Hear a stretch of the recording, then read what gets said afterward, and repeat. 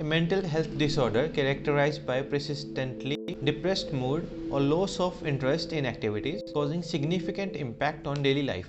ये किताबी डेफिनेशन किताबों में ही रहे तो ज़्यादा अच्छा, क्योंकि डिप्रेशन जैसी कोई चीज़ हमारे भारत में तो होती ही नहीं है। हम मानते ही नहीं डिप्रेशन एग्जिस्ट भी करता है। आपको पता है WHO के अनुसार भारत में डिप्रेशन के केसेस दुनिया में सबसे ज़्यादा हैं। हर 7 में से एक बच्चा मेंटल हेल्थ इश्यूज से तंग है, जिनमें आते हैं डिप्रेशन, एंग्जाइटी, ADHD। और आपको पता है उनमें से कितने लोगों को हेल्प मिल पाती है? Less than 1%। और ये तो वो स्टैट्स हैं जो हमें पता है।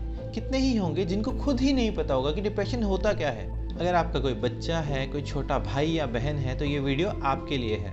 शायद आपके दिए गए कुछ मिनट्स किसी के घर का चिराग बुझने से बचा सकते हैं।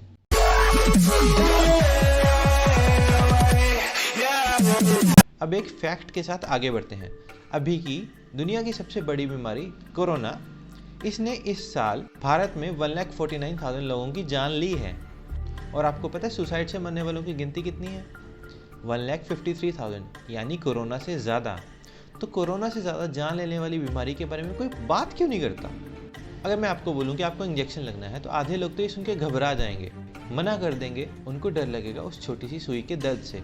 अब सोचो वो कितने दर्द में होगा जो उस पेन को ख़त्म करने के लिए, उससे छुटकारा पाने के लिए अपनी जान तक देने को तैयार है।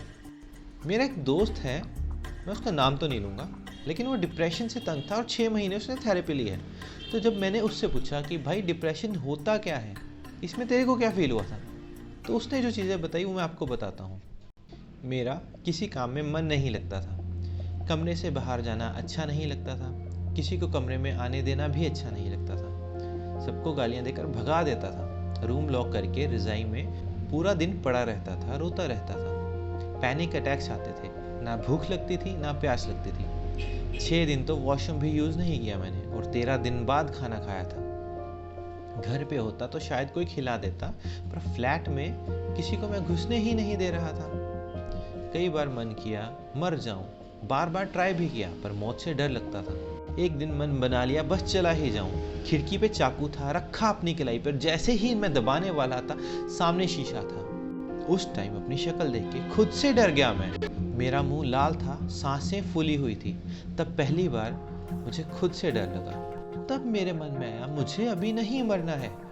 घर में बताने की हिम्मत नहीं थी, मुझे लगा कोई समझेगा नहीं, पापा से डर लगता था, दोस्तों को बता नहीं सकता था, वो मजाक उड़ाएंगे। तो खुद ही एक दिन बाइक की स्टार्ट और चला गया डॉक्टर के पास। अब आज जब मैं पीछे देखता हूँ और सोचता हूँ मैं कितना बड़ा बेवकूफ़ था। खुद तो चला जाता, पीछे कितनों को दुखी छोड़ जाता।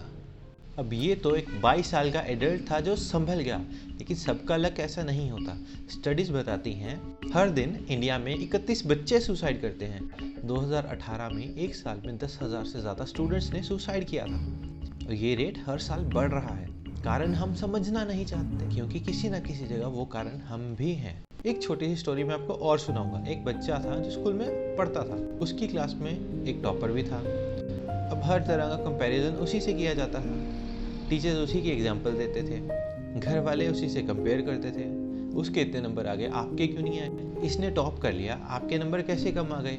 घर वालों को अपने बच्चे के नंबर में नहीं, उस लड़के के कितने नंबर आए इसमें ज़्यादा इंटरेस्ट था। क्या ये बात आपको सुनी सुनी लग रही है? क्या आपके साथ ऐसा कभी हुआ है, या आपने अपने बच्चे के साथ कभी ऐसा किया है? इसको अनहेल्दी कंपटीशन कहा जाता है। आप बच्चे को कंपेयर क्यों कर रहे हो? कंपेयर करना है तो खुद क्यों करो? बच्चे को रिसोर्सेज प्रोवाइड करवाओ। अगर फिर भी नंबर नहीं आते तो जाने दो ना, फिर आ जाएंगे। ये चीज़ आप समझो ना, 5 उंगलियां एक बराबर नहीं होती हैं। जितना अंबानी कमा रहा है, क्या आप उतना कमा पा रहे हो? और अगर आपको कोई बोले कि अंबानी इतना कमा लेता है, तेरे से क्यों नहीं कमाए जाते, तो इस बात का कोई लॉजिक है? अगर इसका नहीं है तो आप बच्चे को कैसे कंपेयर कर सकते हो? पहले का कंपैरिजन भाई बहन कजन्स यहाँ तक ही सीमित था, लेकिन आज आप एक बच्चे को लाखों बच्चों के साथ कंपेयर कर रहे हो, जो कि उसकी मेंटल हेल्थ के लिए ठीक नहीं है। दूसरी चीज़ आ रही है स्कूल और कॉलेजेस का बंद रहना। अगर आपको याद हो, बच्चों को पनिश करने के लिए स्कूल से सस्पेंड किया जाता था। 7-10 दिन की सस्पेंशन उनके लिए पनिशमेंट होती थी। अब आप खुद देख लो, 1.5 साल से बच्चों को कोविड ने सस्पेंड करके रखा हुआ है। कुछ लोगों के घर का माहौल ठीक नहीं होता, तो बच्चे अपने दोस्तों में, अपने टीचर्स में सेकंड फैमिली बना लेते हैं, उनमें एक नई फैमिली ढूंढते हैं, वो भी उनको नहीं मिल पा रही। कुछ स्टेट्स में स्कूल खुले हैं लेकिन शायद बंद हो जाएं। अब स्कूल बंद हैं तो ऑनलाइन क्लासेस चलेंगी। मेरा पेरेंट्स से एक क्वेश्चन है, बच्चे गेम मत खेलो, आंखें खराब हो जाएंगी। आपने ये कितनी बार बोला है? और ऑनलाइन क्लासेस जो 4-5 घंटे चल रही हैं उससे आंखें खराब नहीं होंगी? अब ये समझ तो आपको है ना, बच्चा इससे ज़्यादा फ़ोन चलाएगा तो उसको प्रॉब्लम आ सकती है, लेकिन वो बच्चा है, उसको ये पता ही नहीं चल रहा कि काम क्या है और क्या नहीं। यूट्यूब पे आपका बच्चा अगर पढ़ रहा है, नीचे फ़नी वीडियो है तो वो चल जाएगी। उसको पढ़ाई और टाइम पास के बीच में फ़र्क नहीं पता। वो चीज़ आप देख सकते हैं, वो नहीं। सोशल मीडिया बहुत एडिक्टिव है और एंग्जाइटी का मेन कारण यही बन रहा है। इसके साथ साथ उनको पता ही नहीं कि एग्ज़ाम ऑनलाइन होंगे या ऑफलाइन, कोचिंग मिलेगी या नहीं, ट्यूशन कैसे जाएंगे, पास कैसे होंगे, नंबर नहीं आए तो क्या होगा। इस सब से बच्चों में एंग्जाइटी बढ़ रही है।